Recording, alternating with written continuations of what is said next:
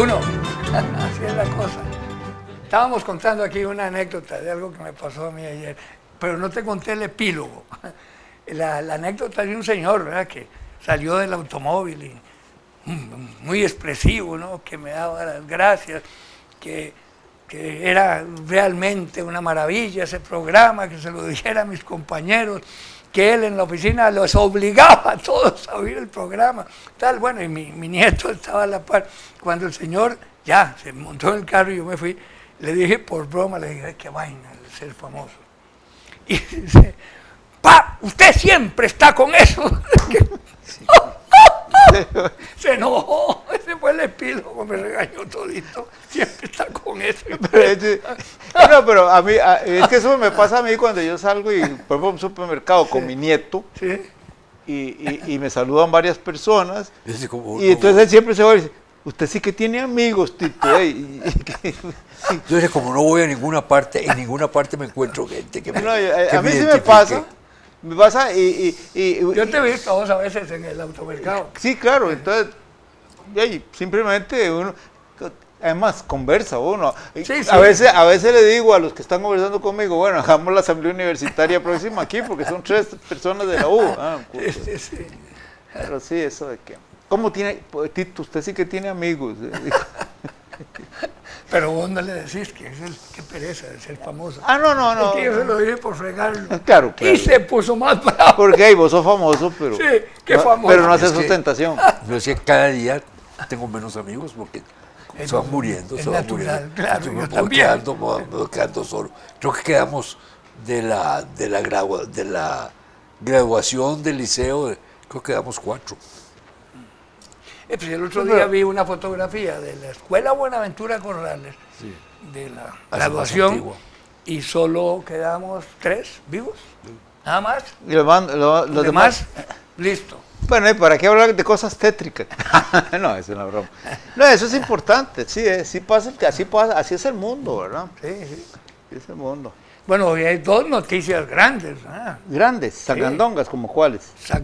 Cartago ganó. Bueno, eso me resulta Bueno, simpático. a mí me ha caído muy bien eso. A mí Sí, también. claro. a mí me simpatiza eso. A mí también, Sí. yo he sido, mire, a mí me Y- simpatiza más eso. Y vea, con uniforme de Cartago, véala. ¿Ah? Además. Esa, Muchas gracias, mija, que Dios me la bendiga. Siempre viene usted con la magnífica noticia del café. esas cosas, esas euforias populares tan espontáneas. Sí. Me Y después ganó el doctor. ganó el doctor, sí. Son 2 noticias en la convención interesantes. del, Sí. del PUS. Yo insisto en que tiene ciertas características de Trejos Fernández. ¿De qué? ¿De qué? De Trejos Fernández. Es una persona querible, para usar un término que no existe, sencillote, agradable, que tiene una carrera de atender niños, es decir, que da una filosofía muy particular en su forma de ser. Y yo no sé, yo creo que ahí puede sonar una flauta rara. ¿verdad? Yo escuché a un experto en análisis político decir algo que me pareció absurdo, que fue objetaba un poco su designación porque es médico. Y como ese que ese comentario es politólogo, yo tenía ganas de decirle, pero no podía. Y no nos recetaron a una politóloga y hace 3 años y no es donde nos tiene. Entonces, según eso, solo los politólogos pueden gobernar. Si todos los politólogos gobiernan como la politóloga que no gobierna ahora, mejor que los exporten. Que nos despoliticen. El arzobispo de Constantinopla se quiere desconstantinopolitanizar. Que nos despolitologicen. Porque y además otra cosa muy extraña, porque finalmente en Liberación la receta que nos está proponiendo es un ingeniero agrónomo. Ahora, yo no digo nada contra los agrónomos, pero bueno, podría tener objeciones. Pero una cosa que me llamó la atención también es una declaración que dio Álvarez de Santi. Yo digo que los políticos deberían cuidarse de lo que dice. Claro. Claro. Pues ese no se ha cuidado nunca. Bueno, ese no se ha cuidado nunca, pero en particular en esta situación, ese jefe de campaña de don Johnny Araya. Entonces dice, a una declaración que le da una periodista de un periódico que se llama Cambio Político o algo así. Johnny es más grande que Liberación. Oiga eso. Y un momentito. Yo he pensado 1000 veces antes de decir eso, porque Johnny, como donde ha sido candidato es en el Cantón Central de San José para ser alcalde, y nunca ha llegado a 20,000 votos. Si eso es más, si es lo más grande que puede ser Liberación en el Cantón Central de San José, está frito. Hey. Y eso a confesión de parte. Relevo de pruebas. Sí, entonces. Hay una persona que no le agrada en absoluto porque, según esa persona, es el importador de chinos, el que maneja toda esa filosofía de los chinos, y dice que todas las calles de San José van a tener... Estas cómicas sí, dice, a tener volcanes, dice. Pero eso a mí me parece que eso es un accidente. lo que va a provocar un día de esto, ¿verdad? Pero bueno. Sí, claro. Y hablando de eso, de los chinos, es que hay cosas que...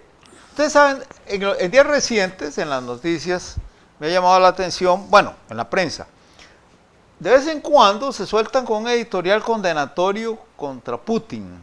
Así, de buenas a primeras. No me importa. Hey, Putin no es pariente mío. No se lo va a llevar Putin por eso. No. Y Depardieu dice que Putin es comparable al Papa. Extraordinario. Sí. Pero bueno. Eso dijo. Que y Depardieu lo conoce de cerca. Sí, claro. Sí, y Depardieu yo creo que piensa mejor que algunos políticos. Depardieu con él.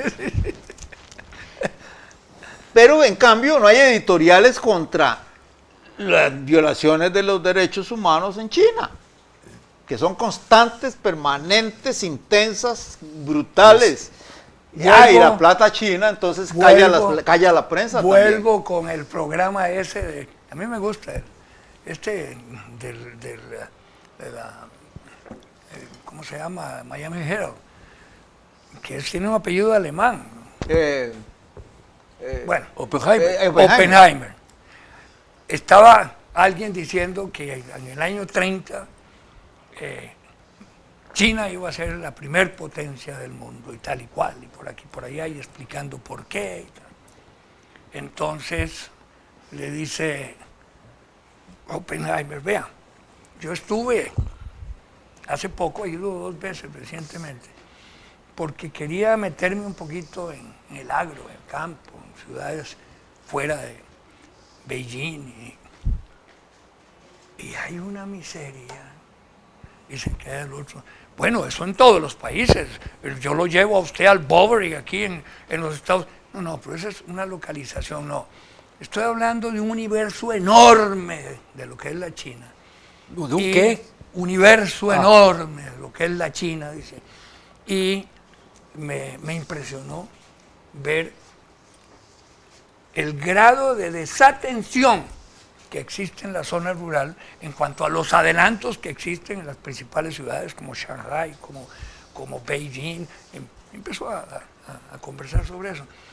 De manera que yo tengo mis dudas. Ellos van a tener que, en un momento determinado, que atender esa masa de población porque no pueden seguir.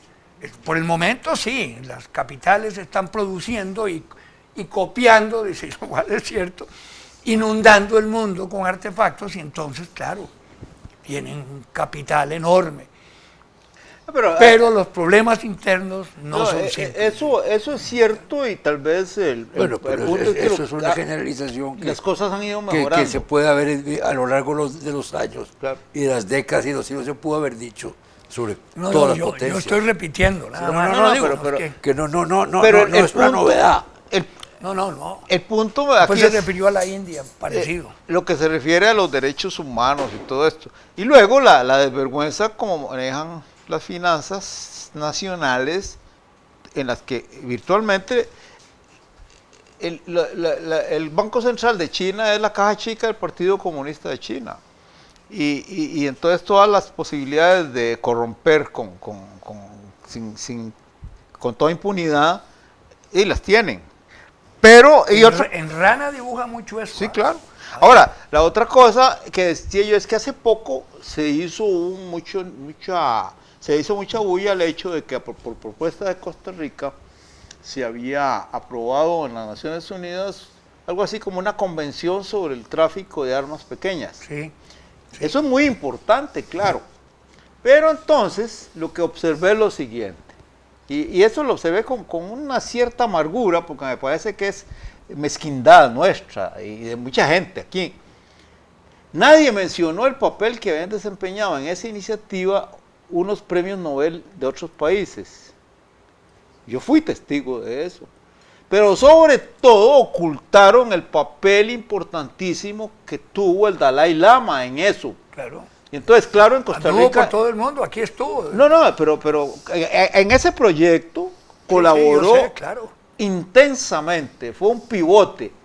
Y entonces resulta que ahora aquí en Costa Rica, que era donde teníamos que saberlo, se ignora, porque había que darle una aparatada en el trasero. Es que he llegado a una al líder. Costa Rica es un país que se está analfabetizando. Analfabetizando. Analfabetizando. Conste, yo La sé... prensa no se entera de nada. ¿Cómo? No, es que eso es lo que me parece a mí grotesco. La prensa se encargó de ocultar el hecho de que el papel de ese señor fue importantísimo en eso. Ahora, uno sabe que la cosa del Tíbet no se va a resolver. A propósito del Tíbet, quiero que hablemos sobre el descubrimiento suyo de Jesús en el Tíbet. Es interesante. Porque al Tíbet, algunos sueñan con que lo van a independizar y eso está pegado en la cola de un venado y nunca va a ocurrir. No, que va. Eso la situación geopolítica, digamos, lo impide. Pero... Sin embargo, tienen una cierta independencia. Bueno... sí, claro, sí, como claro. La que tiene Alajuela. Sí. Porque para los chinos el Tíbet es una provincia. Sí. Yo leí en una novela un encuentro entre una chinita y varios franceses por circunstancias muy absurdas, pero es una novela ligera. Entonces, uno de los franceses era un activista de la independencia del Tíbet y entonces a ella la ve con cierta reticencia. Entonces, de pronto se pone el francés, porque usted me dijo, ¿cómo me va a decir que el Tíbet es una provincia de China? Y le dice ella, ustedes dicen que Córcega es una provincia de Francia. Ay, carajo. Esas carambadas pasan. Sí. Y es como aquí, cuando... En Córcega es donde se producen los corceles, ¿no? Los corsetes. Aquí cuando Putin salvó a los osetas de que los masacraran a los georgianos, se le dijo de vituperios y vituperios. Y eso era lo que habían hecho los franceses y los alemanes en Kosovo. Es curioso. Violaron el derecho internacional para independizar Kosovo. Y cuando Putin hizo cañonero en una ciudad georgiana para que se calmaran los georgianos, que le iban a entrar a cuchillo a los osetas, entonces ya era el malo, y en ese caso Putin estaba salvando de la masacre a un pueblo. Oíme, yo no sé, yo no sé qué factores intervienen en eso, pero hay cierta simpatía personal que uno con ciertas personas la tiene, es decir, hay como una química rara. Yo simpatizo mucho con Putin. A mí me agrada Putin. Yo voy a decir una cosa, no tiene nada que ver con lo que están hablando ustedes, porque van de Putin. ¿Sí? Yo llego a la conclusión de que nosotros, desde que está Putin ahí, de que nosotros hemos venido diciendo mal el nombre de Rasputin. Es Putin. ¿Ven? Sí, es cierto. Pasa mucho eso, ¿verdad? Sí. Debe ser Rasputin. Hay un autor, Claudio Magris, y yo siempre decía Magris. Yo no sé, a uno le suena, y no, Magris. Es de Triestino él, ¿no? No, eso pasa mucho. Con los nombres rusos uno nunca sabe dónde va el condenado acento. ¿Ah? Es que, Fernando... No, es que el ruso es un idioma, nosotros creemos que es un idioma agudo, como el francés, y es un idioma grave. En general, cierto. Como el español y el inglés, es grave. Sí. Tiene un sonido que desde que uno lo oye un poquito lejos ya sabe que es ruso. Ah, bueno. Hay claro. una característica muy particular. Hay Bueno, unas- es que Fernando, yo quiero de veras que hablar porque me llamó la atención y salí corriendo. Te toqué. Salí corriendo y le dije a mi nieto, que es el que me busca todo eso, que me buscara, que descubrió que lo que habías dicho vos sobre Jesús en esos 30 años, donde había estado, que decías que era en la India. Bueno, Eso es lo que se decía. sí. Bueno, pues él te descubrió que fue en el Tíbet. Bueno, que llegó hasta el Tíbet. Sí, No es que no pasó por la India, pasó por la sí, India. bueno, claro. bueno, Sí, pero sí, sí. interesante. Es probable, sí. Sí. No sé en qué cambia la situación. pero- No, pero es que establece una coincidencia con un filósofo ruso de esa época, ¿verdad? Sí. Que coincidió con él. Interesantísimo. A mí me llamó la atención salir. Pero en esa época había filósofos rusos. No, no sé, yo dije filósofo por... No, es que vamos a ver, la historia, Entonces, ¿qué quisiste ver? la Filólogo. historia del ruso, ¿Ah? Entonces, ¿qué quisiste decir? No, yo dije... filósofo este ruso es alguien que cuando los ingleses más o menos tenían la vara alta en el Tíbet, en el siglo XIX, logró llegar allá como cualquier visitante extranjero y entre otras cosas sufrió un accidente que lo obligó a tomar cama por varios meses, se quebró un hueso y estuvo en una lamacería y ahí dice haber escuchado cómo le traducía un lama un texto en el que se cita la visita, ahí es donde viene el nombre de Isa, ¿verdad? Es muy interesante, yo en eso no empiezo a dejar de apostar, pero es muy interesante son el hecho.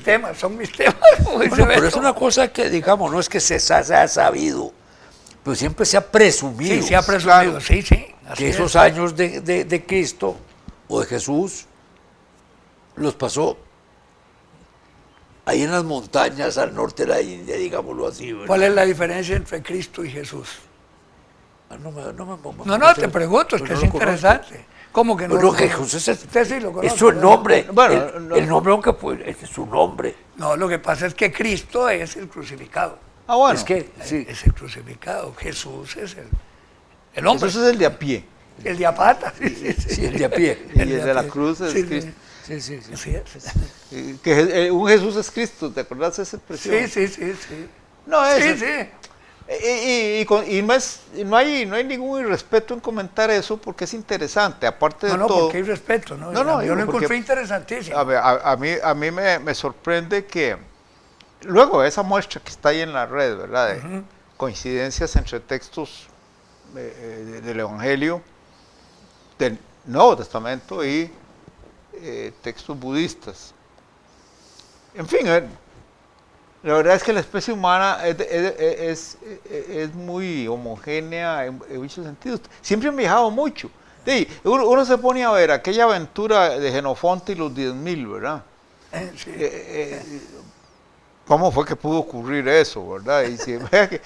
Pero entonces, que un palestino, un europeo atravesara Persia y la India, entre Jesús. Moisés. Bueno, Moisés es que iba remando. ¿Cómo iba remando? No, Moisés. Bueno, Moisés iba seguido no, de una catizumba. el viaje de Moisés no fue tan largo, porque no fue entre Egipto y Palestina, más o menos, ¿verdad? Sí. No, es que Jesús. Pero hubo una parte que no fue sobre tierra, ¿verdad? Ah, sí, bueno. El Mar Rojo. El Mar Rojo. Se abrió y pasaron. No, puede haber sido un submarino. De Haifa le deben haber mandado un submarino. ¿Cuántas lenguas de viaje submarino? ¿Cuántas lenguas de viaje submarino? ¿No sabes el cuento de Pepito, ¿verdad? Que les dijo la maestra que escribieran sobre Moisés y la fuga de Egipto y tal. Y entonces, bueno, fueron viendo las diferentes composiciones, como le decía, y entonces Pepito le dio, léala Pepito, dice, vea niña, Moisés salió de Egipto con una catizumba de judíos y empezó a recorrer el desierto, y si no es porque Tatica Dios le manda un pan blanco ahí que le llamaron, ¿cómo es? Maná. Maná, se mueren de hambre, dice, pero él iba buscando la leche y la miel. y entonces lo venían persiguiendo y llegaron frente al Mar Rojo, y entonces aquellos nos iban a matar. Y en eso varios submarinos americanos y lanchas de velocidad y los tal, y con aviones pararon a los egipcios y se encaramaron en todo eso y pasaron al otro lado. Dice la maestra, un momentito, Pepito, ¿y ese disparate? Sí, niña, ¿y el que me contó usted? Era peor. Era peor. Dice que aterricemos, dice que ¿Qué aterricemos. cuento más bueno? Y el que me contó usted. Es peor. No, pero el cuento ese es de la queja de los judíos actuales, ¿verdad? Sí. O aquel que decía que es raro, que Noé y su familia estaban muy contentos porque en una inundación se quedaron sin hogar. Bueno, vamos a aterrizar, ya nos obligaron a aterrizar Sí. en la lancha de Noé.